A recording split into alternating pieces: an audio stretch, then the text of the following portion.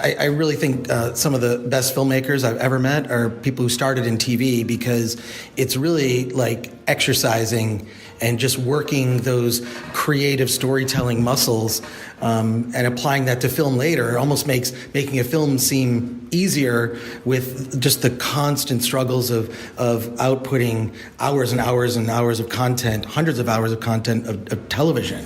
So, certainly, you know, with The Imposter, I mean, I think the thing is that you learn to sort of make use of whatever resources are available to you, and you know, the whole thing with those shows was that we just didn't have enough money to do the scale of what we wanted to. So instead of trying to make a kind of mini movie on a documentary budget, you just make a virtue of that, and you shoot in a very kind of guerrilla way, and you know, and you do things that actually, you know, you can't really do on a proper film shoot. So I found the transition from that kind of work to working on a union, you know, DGA film, where you're very limited by how kind of creative or how much stuff you can steal. You know, and with The Imposter, with things like that, you know, we would just steal stuff. I mean, you'd point the camera out of the car window, or you tell the actors to just jump out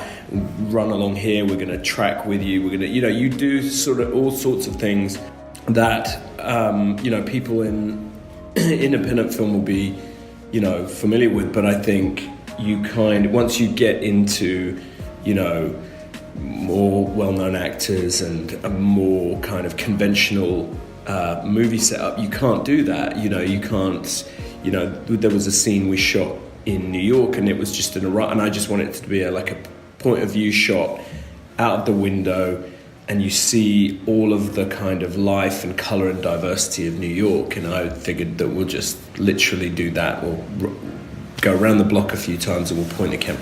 But we couldn't do that because, you know, there's SAG, there's, you know, all of the different unions that were good. So we actually had to cast all of the extras to be walking in the street, which just blew my mind. Well, I'm told that actually, if you just put up signs in a particular area, and you say that if you walk in this area, you may be on camera, that's something you can get away with. I heard that from the director of, it was that Denzel Washington movie, Raymond J. Israel Esquire.